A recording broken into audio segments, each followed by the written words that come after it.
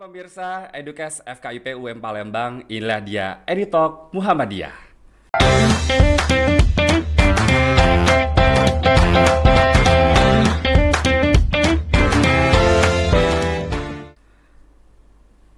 Ada sebuah analogi sederhana tentang sebuah tumbuhan, bunga, ataupun sebuah pohon, yang mana kita ketahui bahwasanya kita akan merasakan keindahan bunga, merasakan kebermanfaatan tumbuhan setelah mereka tumbuh dan berkembang dengan sempurna. Tentunya semua itu melalui proses yang sangat panjang dan juga perlakuan khusus. Begitu pula dengan dunia pendidikan. Untuk mencapai kesuksesan tentunya perlu adanya perkembangan dan juga proses yang panjang agar kita dapat bersaing secara global. Salah satunya adalah adanya perubahan-perubahan kebijakan. Di mana salah satu perubahan kebijakan yang terjadi adalah sistem rekrutmen guru, yang mana sejak tahun 2020 Kemendikbud telah mengubah sistem rekrutmen guru yang awalnya berstatus sebagai guru PNS atau pegawai negeri sipil, kini diubah menjadi guru P3K atau pegawai dengan perjanjian kerja, yang mana kualifikasi untuk mendaftar P3K ini adalah minimal 2 tahun harus terdaftar di Dapodik. Sayangnya, baru-baru ini pemerintah resmi menutup akses pendaftaran Dapodik, yang mana membuat masyarakat bergelut dalam bidang pendidikan merasa bimbang. Bagaimana dengan nasib mereka yang sudah atau baru ingin berkecimpung dalam dunia pendidikan? Apakah guru bukan profesi yang menjanjikan? Tentunya semua itu akan kita bahas pada hari ini, di mana kesempatan hari ini di EduTalk Muhammadiyah. Kita sudah mengangkat tema yang sangat luar biasa, yaitu berkaitan dengan diskusi pendidikan, berkaitan dengan menggali potensi guru bersama FKIP UM Palembang. Dan alhamdulillah kita hari ini sudah kehadiran pakar pendidikan yang sangat luar biasa. Tentunya kita kehadiran Bapak Profesor Dr. Indawan Syahri MPD. Beliau merupakan Dekan FKIP UM Palembang. Selamat siang menjelang sore, Prof. Oke, terima kasih Prof ya sudah kehadiran datang di Edukes kita hari ini. Ini adalah Edukes pertama ya, podcast pertama yang tayang di podcast di FKIP UM Palembang. Terima kasih banyak. Ini suatu kesempatan yang sangat luar biasa bisa bertemu dengan Prof tentunya di sela-sela kesibukannya. Tentunya setelah apa yang kita obrolin tadi di awal-awal, saya sudah membuka dengan sebuah bisa dikatakan latar belakang ya tentang dunia pendidikan yang sekarang ini bisa kita katakan pendidikan ini bagi khususnya guru itu merasa bimbang, Prof. Bahwasanya kenapa ada data yang mengatakan bahwasanya guru ini adalah kita ke Indonesia itu kekurangan guru banyak sekali ya, Prof ya. Ada yang mengatakan datanya adalah ribuan ya, puluhan ribuan mengatakan wah Indonesia ini kekurangan guru. Tapi faktanya kenapa ya, Prof ya? Bahwasanya masih banyak loh pengangguran lulusan S1 yang ternyata masih cari pekerjaan yang keluar dari zona keguruan, yang katanya dia tidak berkecimpung dalam dunia pendidikan gara-gara dia tidak mendapatkan haknya sebagai guru yang profesional. Dalam hal ini tentunya kalau orang mau jadi guru tentunya pengen jadi PNS atau P3K. Kalau menurut Prof gimana? Ya, memang ada dampak yang sangat signifikan ketika guru sudah diakui di dalam undang-undang sebagai profesi. Nah, sebagai profesi tentu dibutuhkan kompetensi khusus untuk mendapat profesi tersebut. Maka itu tadinya memang terkesan agak stagnasi ya permasalahan pertumbuhan guru di Indonesia. Nah, sehingga makin lama terakumulasi jumlah guru-guru yang selama ini aktif dan menjadi pensiun. Karena memang mau tidak mau namanya manusia kan makin lama ya makin berusia, dan usia pensiunnya juga makin banyak di Indonesia. Maka memang benar tadi yang dikatakan oleh Medio bahwa banyak data yang menunjukkan bahwa kekurangan guru itu sangat drastis sekarang itu. Bahkan tercatat kekurangan guru di Indonesia itu sampai 1,3 jutaan sekarang. Banyak ya. Iya. 1,3 jutaan. Iya.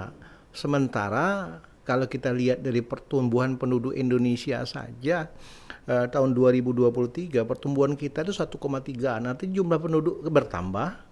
Artinya usia sekolah juga bertambah. Di sisi lain ya guru yang pensiun juga bertambah banyak. jadi terakumulasi. Jadi wajar saja kalau memang ada data yang menyebutkan 1,3 yang memang formasi, ya apa artinya 1,3 kita kekurangan guru. Maka itu menurut saya ini merupakan bagi kita agak sedih dengan kondisi tersebut. Namun di sisi lain bagi para mahasiswa dari LPTK dalam hal ini dari FKIP itu merupakan kesempatan. Betul. Nah, itu. Oke, tapi Prof, balik lagi ke korelasinya Prof ya, saya masih bingung dengan konsep kekurangan guru. Tapi memang benar datanya adalah seperti itu, sekian juta, 1,3 juta, dan ada data mengatakan bahwa saya guru ini memang kekurangan banyaknya pensiun. Tapi memang faktanya adalah ketika di lapangan, karena saya juga berkecimpung dalam lulusan alumni juga dari dunia pendidikan, banyak teman-teman saya merasa bahwasanya jadi guru itu sekarang sulit. Karena mereka merasa bahwa saya guru itu kalau sekarang ini nggak mau jadi PNS itu nggak bisa karena sudah ditutupkan akses dapodiknya. Terus mau jadi guru P3K juga nggak bisa karena prioritas guru P3K itu hanya untuk guru-guru yang sudah senior, yang sudah lama mengajar, sudah lama mengabdi, dan bahkan sekarang ini kan kalau dilihat dari aturan pemerintah bahwasanya sudah tidak bisa lagi yang namanya mendaftar dapodik karena berarti dia nggak bisa dong kesempatan untuk menjadi pegawai negeri gitu. Nah itu bagaimana Prof? Ya, jadi sebenarnya tahun 2020 itu terinformasikan kepada kita bahwa memang skema perekrutan guru itu ya ada dua. Yang pertama memang pada tahun 2020 itu penerimaan guru memang diprioritaskan pada guru-guru honorer yang memang mereka sudah jadi guru tapi belum mendapat sertifikat pendidik. Maka muncul program kemarin itu ada namanya program PPG dalam jabatan dan itu sudah berproses. Nah, harapannya pada tahun 2000-an itu harapannya bahwa guru-guru yang memang sudah menjadi guru namun belum ya diakui sebagai profesi karena belum ada sertifikat, harapannya itu memang sudah habis tadinya. Tapi ternyata data tersebut muncul lagi bahwa memang ternyata 600 ribuan lebih, bahkan 800 ribuan guru-guru yang memang belum tersertifikasi sekarang. Di satu sisi mereka sebenarnya sudah menjadi guru, belum tersertifikasi. Harapan dunia pendidikan ya, sertifikasi itu merupakan simbol atau merupakan penanda bahwa guru itu profesional. Maka itu sekarang. Jadi ada dua. Satu yang dalam jabatan. Nah setelah itu pemerintah juga menggelontorkan program namanya program prajabatan. Harapannya program prajabatan ini dapat memenuhi kekurangan guru tersebut. Nah sekarang berlomba itu. Jadi yang prajabatan juga banyak muncul, yang dalam jabatan juga masih ada sekarang. Maka itu sekarang itu sekali lagi saya bilang memang ini sepertinya agak miris bagi dunia pendidikan, tapi bagi mahasiswa S1 maupun PPG ini merupakan peluang.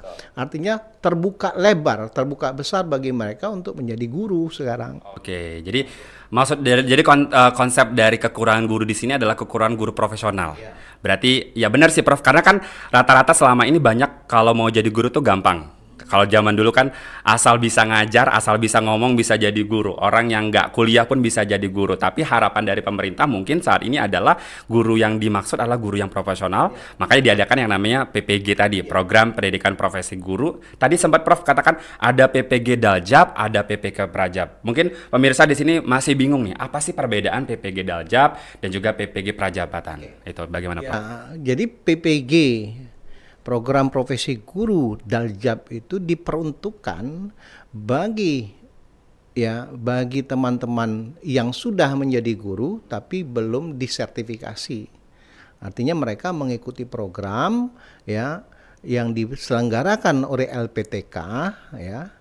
Mereka mengikuti programnya itu sejalan dengan mereka melaksanakan tugas keseharian. Maka sistem yang dilakukan di dalam PPG Daljab atau dalam jabatan tersebut itu dilaksanakan sistemnya itu virtual. maka ada istilah sinkronus dan asinkronus pada waktu pelaksanaan PPG dalam jabatan. Sedangkan yang nomor 2 itu PPG Prajab. Prajab itu diperuntukkan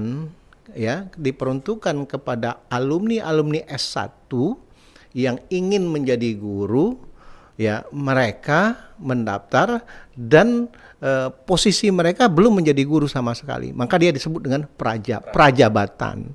Nah, ini dilaksanakan, ya, prinsipnya secara offline, ya.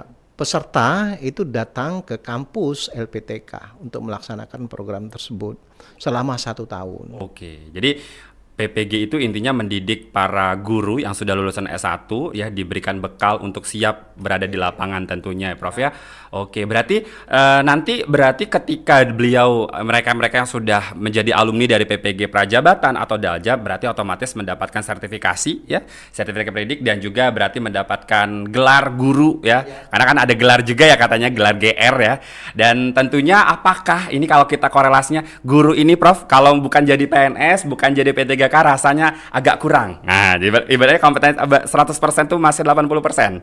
Kalau masih profesional aja tanpa jadi PNS, tentu kan kalau orang tua zaman dulu nyuruh anaknya untuk jadi guru karena pengen jadi PNS. Nah, apakah kira-kira ketika seorang mahasiswa PPG Prajabatan ataupun dalam jabatan yang belum berstatus PNS, ketika mereka setelah melalui pendidikan selama 1 tahun atau beberapa bulan untuk Daljab tadi, apakah otomatis langsung menjadi P3K? Ya, oke. Jadi yang perlu kita luruskan dulu seperti ini.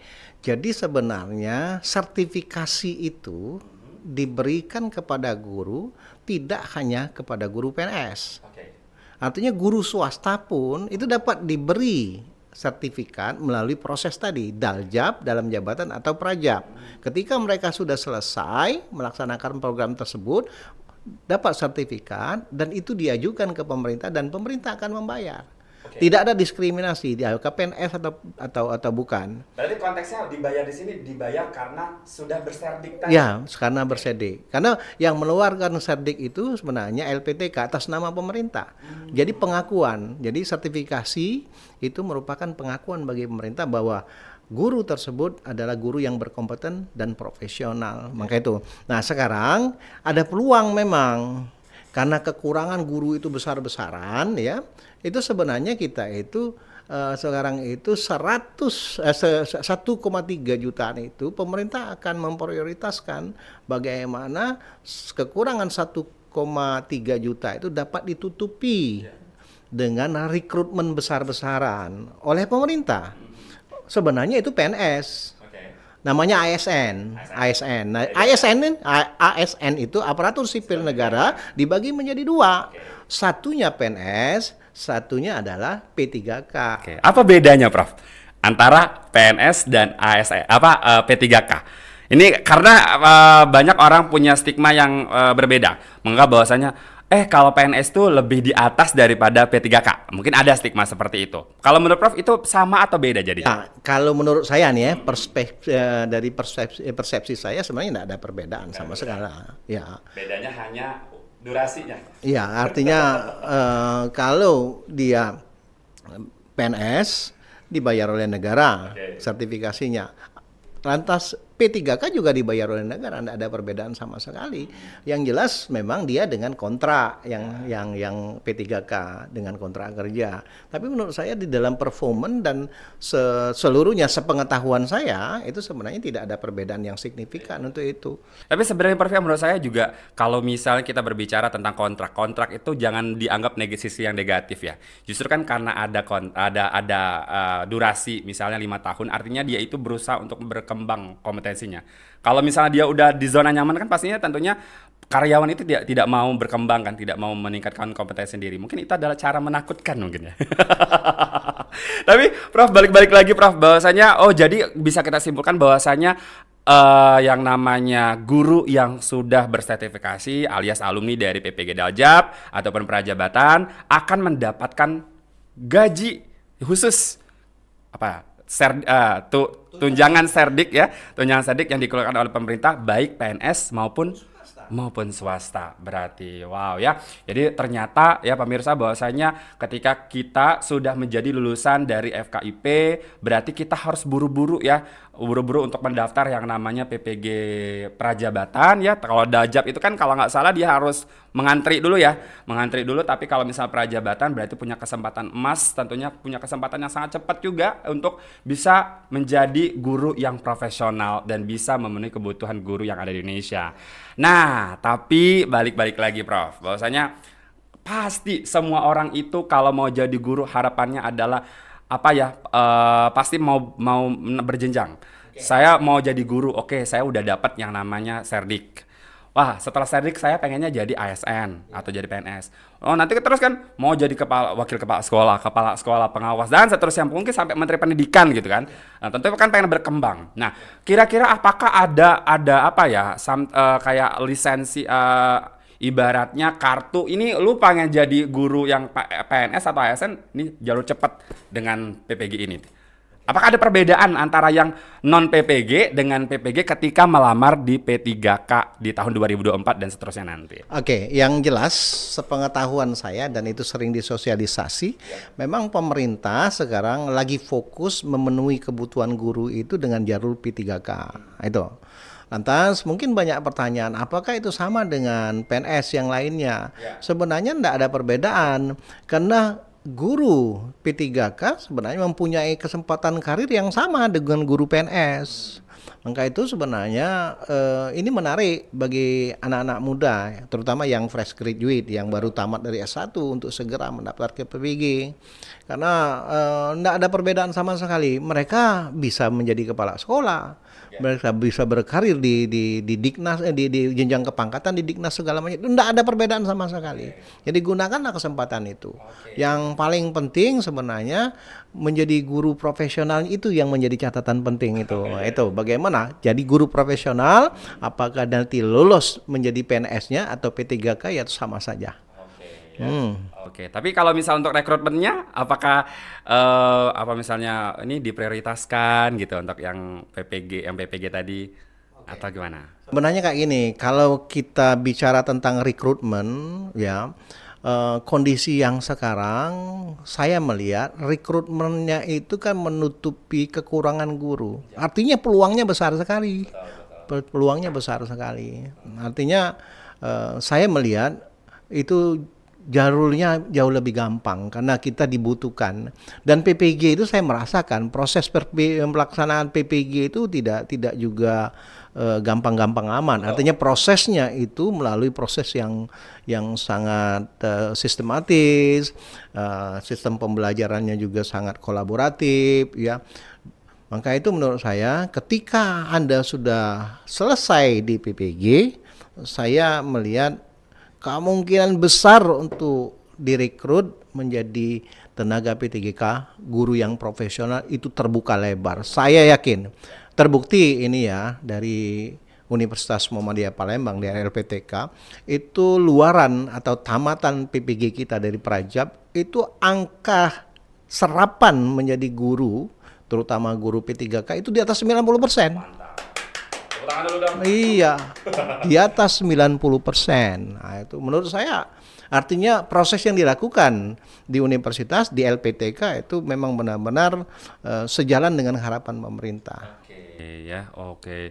Jadi intinya kalau misalnya teman-teman semuanya yang pengen jadi guru nggak usah takut ya sekarang ya, karena kan kemarin-kemarin kan ditakutkan bahwasanya wah sekarang nggak bisa lagi jadi honor, kalau kamu mau jadi honor harus PPG dulu. Orang mikir kayak dokter yang harus kuliah koas 1 tahun lagi, harus berbayar dan segala macamnya. Ternyata pemerintah ya dalam hal ini dari GTK sudah menyiapkan skema yaitu PPG tadi untuk membuat seluruh alumni dari FKIP untuk bisa menjadi guru profesional dan juga diharapkan untuk bisa mengisi kekosongan guru-guru yang ada di sekolah-sekolah. Nah, kalau gitu tadi karena Prof tadi sudah menyenggol bahwasanya Universitas Muhammadiyah ya berarti sudah menyelenggarakan yang namanya PPG Jabar itu sudah berapa lama, Prof? Sudah dari 2000 ya. Pelaksanaan secara umum dari 2021 ya, jadi sudah 3 tahunan. Dari Daljab dulu dari awalnya. Daljab, dulunya Daljab ya. Daljab dulu.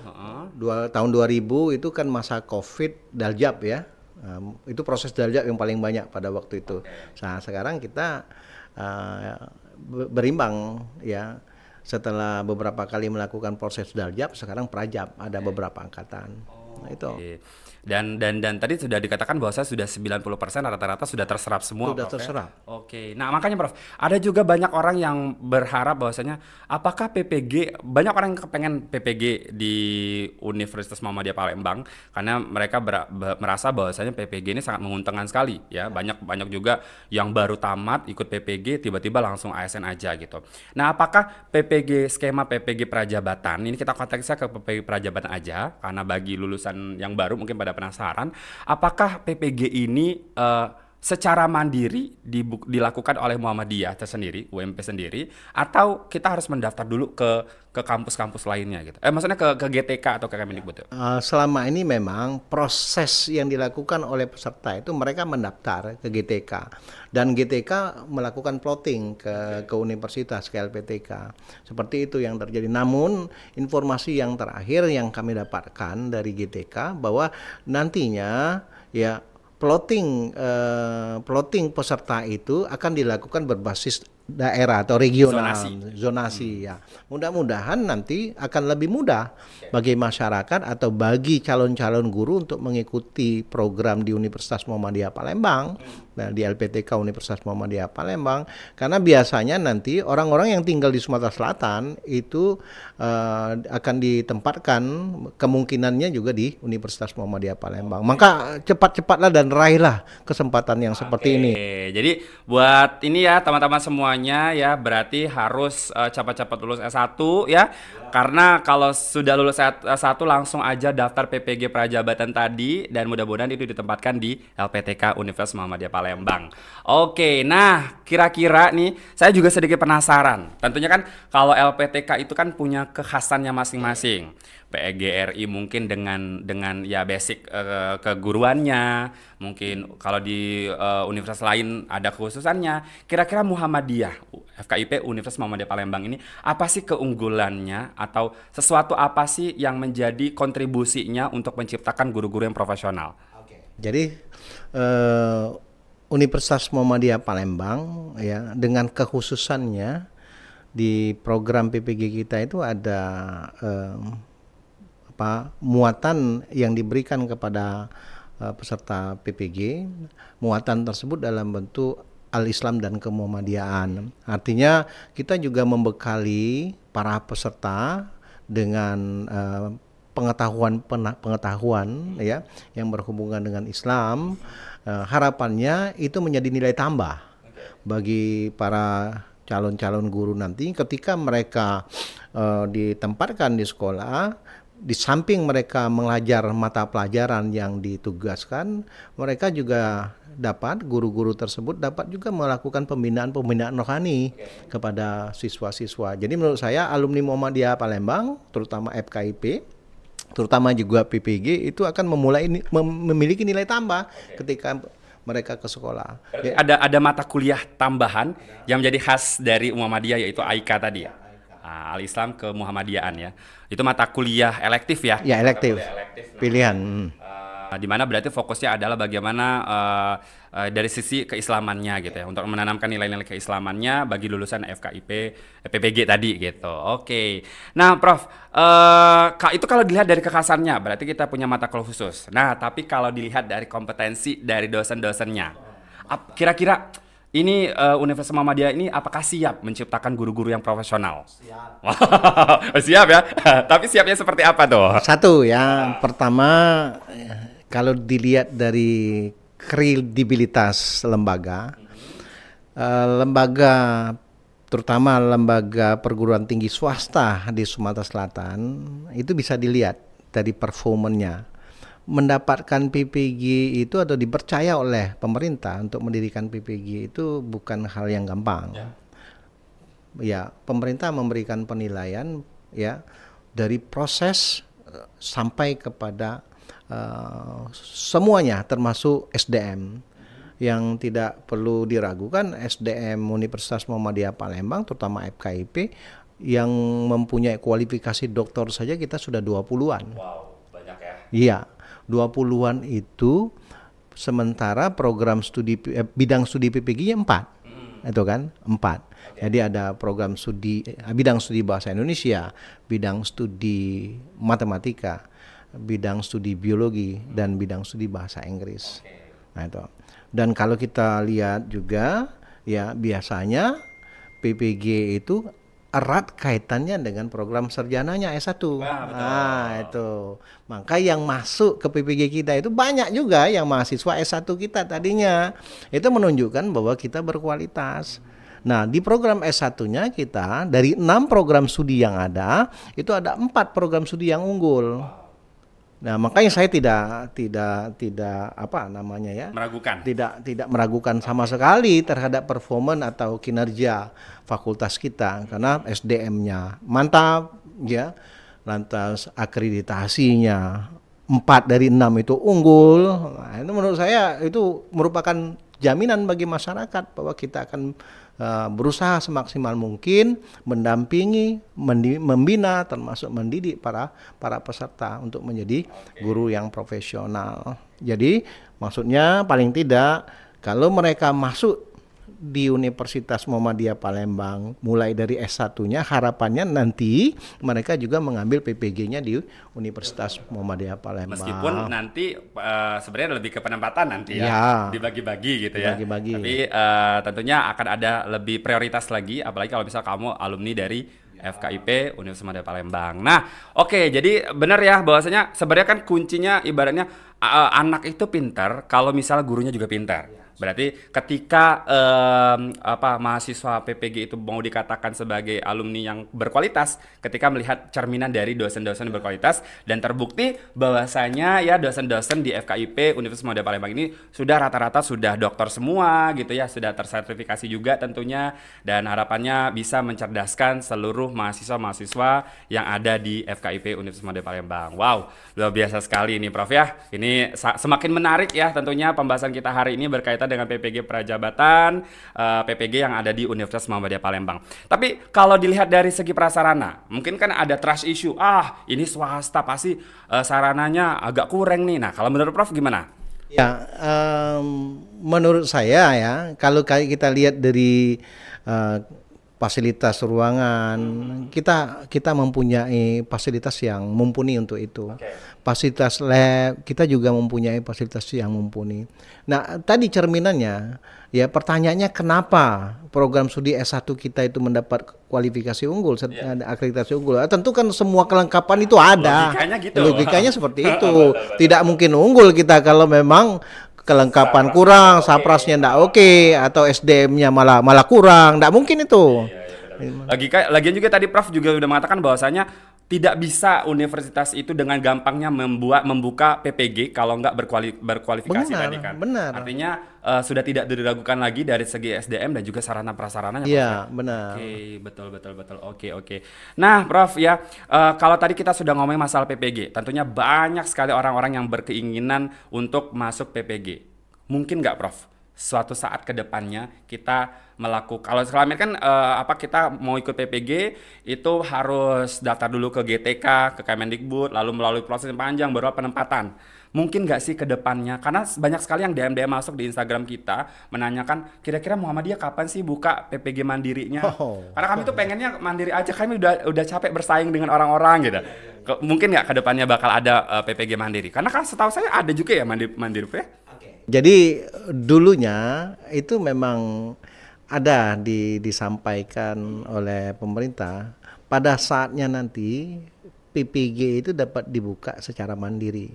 Artinya pesertanya mandiri, mereka mendaftar sendiri, lantas pembiayaannya juga sendiri. Nah, itu memungkinkan untuk dilakukan nantinya. Namun ya tentu pemerintah sekarang sedang mempelajari. Nah, siapa tahu ke depan kalau memang sudah dibuka jalur mandiri seperti itu, ya Muhammadiyah siap. Siap ya.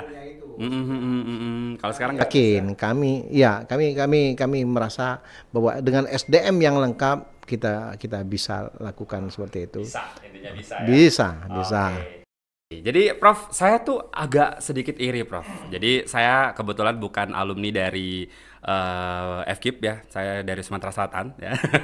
Dan tentunya saya melihat dulu saya punya teman ya, teman saya itu kalau nggak salah waktu PPL ya atau praktik lapangan itu ya, dia PPL-nya bukan di Indonesia. Kalau selama ini kan kalau praktik kadang-kadang ke sekolah-sekolah, tapi dia praktiknya ke luar negeri. Yaitu kalau nggak salah ada yang pergi ke Thailand gitu ya, ada juga yang ke Filipina dan lain-lain. Nah, itu gimana, Prof? Apakah memang ada di sini kerjasama dengan pemerintah luar gitu? Oke, terima kasih. Ini sebenarnya kisahnya panjang. Wah, panjang ya. Iya, jadi memang menjalin kerjasama internasional itu tidak gampang. Nah, alhamdulillah ya kita dapat melakukan kolaborasi dengan beberapa lembaga di internasional. Em, Salah satu dari kolaborasi tersebut yang sekarang kelihatan hasilnya sudah sangat bagus, sangat produktif adalah kerjasama dengan beberapa sekolah mitra, sekolah mitra di dunia internasional. Yang kelihatan sekarang itu yang muncul ke permukaan itu Thailand dan Filipina. Kenapa saya bilang muncul ke permukaan? Karena memang hasilnya sudah kelihatan sekarang. Ada yang sudah bekerja di Sudah, sana? sudah. Jadi kita setiap semester itu menempatkan mahasiswa kita melaksanakan program pengalaman lapangan di sekolah-sekolah luar negeri. Di Thailand kita sudah lakukan kerjasama, setiap semester kita kirim mereka. Jadi tidak di sekolah di Indonesia saja, ada beberapa kita kirim ke Thailand, ada ke Filipina. Nah, mereka menempatkan mahasiswa yang PPL ya, itu di beberapa sekolah. Beberapa sekolah, ada sekolah yang Itu di daerah mana, Prof? itu daerah Thailand Selatan. Nah, ada sekolah-sekolah yang boarding school, ada sekolah-sekolah yang negeri. Mereka sangat respect terhadap mahasiswa praktikan PPL kita ke sana. Mereka sangat senang, sangat dekat. Tadi karena di sana ketepatan komunitas di Thailand Selatan itu banyak juga masyarakatnya yang Muslim. Nah, dengan kekuatan nilai AIK tadi sehingga masuk di situ, tune in dia. Jadi sehingga mahasiswa atau dapat mengaplikasikan bukan hanya pedagogiknya tapi dari aspek kerohanian. Jadi wajar saja guru-guru dan siswa-siswa dari Thailand Selatan itu sangat welcome terhadap alumni, terhadap mahasiswa Universitas Muhammadiyah Palembang, FKIP Muhammadiyah Palembang. Nah, setelah mereka sukses ya, selesai mereka di program S1, alumni PPL di Thailand tadi dipanggil kembali ke sana dan mereka minta berkarir. Mereka menjadi tenaga tetap di beberapa sekolah Thailand Selatan. Dan alhamdulillah ceritanya sangat baik kepada kita sebagai alumni. Mereka sering mengkonfirmasi bahwa sebenarnya ilmu yang didapatkan di FKIP itu memang terpakai dengan penuh di sana, dan masyarakat secara sosial juga dekat dengan mereka. Jadi kita merasa ini benar-benar menjadi sebuah program unggulan bagi fakultas kita. Berarti program unggulan adalah ada kelas kerjasama internasional ya, bahkan bisa berpeluang juga untuk berkarir di luar sana gitu ya. Kita nggak pernah tahu, mungkin sebentar lagi ada yang ke Australia mungkin. Bisa. Kita juga menjalin kerjasama dengan Monash. Cuman belum sampai kepada pengiriman mahasiswa PPL. Kemungkinan besar ke depannya bakal ada. Ada kemungkinan. Nah, jadi pemirsa ya intinya bahwasanya kalau kamu misalnya bergabung di Universitas Muhammadiyah Palembang itu punya kesempatan untuk berkarir di luar negeri sana ya, bisa di Thailand ya, di daerah Pattaya atau misalnya di Filipina atau juga bahkan bisa ke Australia tentunya, itu punya kesempatan yang sangat besar bagi teman-teman semuanya ketika join di Universitas Muhammadiyah Palembang. Nah, tapi Prof, jadi intinya yang menjadi kekhasan tadi kata Prof bahwasanya kita punya kedekatan ya. Dalam kedekatan ini bukan orang dalam gitu ya, tapi kita punya sisi kerohanian, kekhasan dalam hal kerohanian sehingga mereka tertarik untuk meng-hire kita. Tapi dari segi pedagogis ada nggak sih ketertarikan mereka? Wah, bahwasanya mahasiswa Muhammadiyah ini keren-keren nih kalau ngajarnya, yang mana cocok untuk mungkin kan tipe belajar orang Indonesia sama orang negeri itu beda-beda. Atau apakah ada pembelajaran khusus yang kamu dipersiapkan untuk menjadi guru di luar negeri sana? Ya, itu sebenarnya sejalan dengan SDM yang kita punya. SDM kita itu ya yang saya bilang tadi, dari 80-an sekian itu 20 lebih itu adalah doktor. Itu dari berbagai institusi doktornya itu. Bahkan ada yang dari luar negeri. Ini salah satunya ya dokter ini ya, dan banyak yang lain-lainnya sedang melakukan proses persekolahan di situ. Nah, ini kan menjadi cerita, menjadi pembentukan pengetahuan bagi teman-teman yang sekolah S3 tadi, dan itu tertularkan kepada para mahasiswa. Jadi kemampuan pedagogi ya tidak kita ragukan. Memang dosen-dosen yang S3 itu memang di bidang pendidikan. Pendidikan sesuai dengan program studi, ada pendidikan bahasa Inggris, pendidikan matematika, dan pendidikan bahasa Indonesia, termasuk juga pendidikan biologi. Nah, kalau mereka sudah berkualifikasi S3, itu memang pasti berdampak. Jadi SDM yang ada itu berdampak kepada luaran. Wajar kalau memang ada perkataan di luar itu, kok alumni Muhammadiyah itu oke kayaknya. Wah, ya. Karena didukung oleh dosen-dosen berkualitas, juga pembelajarannya juga sangat mendukung. Karena kan kalau kita lihat bahwa karakter peserta didikan itu kan beda-beda. Di Indonesia ini beda, di luar negeri beda, dan bagaimana mahasiswa itu ditempa untuk bisa beradaptasi dimanapun kita berkarir gitu. Luar biasa ya pemirsa ya. Itulah tadi ya bahwasanya keunggulan-keunggulan yang menjadi daya tarik kenapa sih orang mau untuk bergabung di FKIP Universitas Muhammadiyah Palembang. Ada lagi nggak, Prof? Kira-kira keunggulan-keunggulan yang membuat kita tuh merasa tertarik nih untuk join di sini? Ya, kita mendidik para mahasiswa itu dengan tidak hanya keterampilan tapi dengan hati, dengan pendekatan. Ya, mudah-mudahan menurut saya pendekatan kami yang memang sudah kita bentuk kita berikan kepada dosen-dosen akan lebih mengayomi mahasiswa-mahasiswa, dan itu menjadi faktor juga bagaimana membentuk alumni-alumni kita yang juga dapat mumpuni bersaing di dunia internasional dan mempunyai kecerdasan, tidak hanya kecerdasan intelektual tapi mereka juga mempunyai kecerdasan sosial ya, dan tidak kalah pentingnya mereka mempunyai kecerdasan spiritual. Nah, itu. Jadi Muhammadiyah bukan hanya kecerdasan intelektual tapi juga kecerdasan sosial, karena di sana di Muhammadiyah mahasiswa itu didadar dengan kemampuan mengorganisasi. Artinya mereka leadership dan kemampuan kompetensi sosial juga terbina. Nah, yang tidak kalah pentingnya itu kecerdasan spiritual. Ya, kecerdasan spiritual. Ternyata kecerdasan spiritual itu bermanfaat di masyarakat. Jadi kalau alumni Muhammadiyah itu di tengah masyarakat itu kelihatan biasanya, karena dengan pendekatan spiritualnya. Nah, itu yang membuat Universitas Muhammadiyah dalam FKIP, terutama FKIP, mereka kalau di FKIP mereka menjadi guru yang mempunyai kecerdasan sosial, ya, kecerdasan spiritual, dan kecerdasan tentu yang intelektual kan seperti itu. Jadi sikapnya bagus ya, agamanya bagus, kemampuan kecerdasannya juga bagus. Wow ya.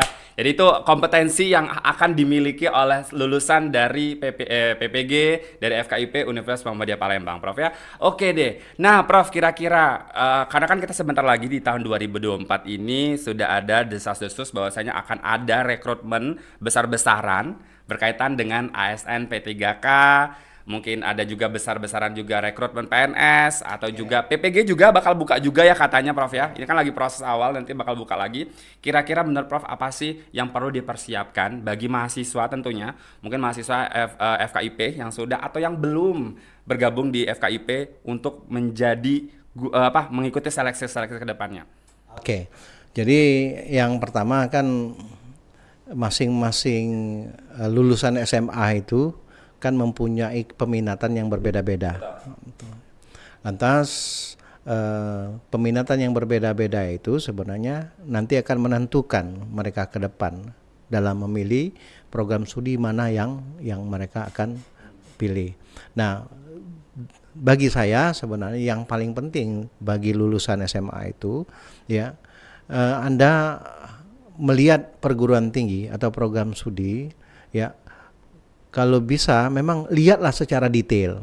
Ya, mulai dari SDM-nya, mulai dari proses perkuliahannya, termasuk juga sampai kepada ya bagaimana serapan lulusannya. Nah, saya meyakini Universitas Muhammadiyah Palembang, apalagi tadi sudah saya sampaikan, untuk PPG-nya sudah serapannya sudah 90% ke atas, itu merupakan prestasi yang sangat sangat menjanjikan ya. Jadi kalau seandainya para lulusan SMA, SMP dan MAN memilih FKIP Universitas Muhammadiyah Palembang, saya jamin itu tidak salah pilih.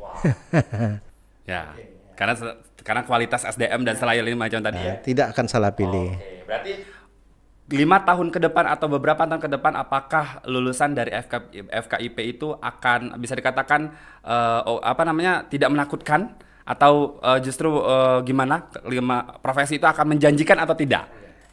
Ya, guru menurut saya itu sangat menjanjikan. Untuk menjadi guru sangat menjanjikan. Lagi dengan banyaknya gratis-gratis ini ya, beasiswa sana beasiswa sini. Oke deh.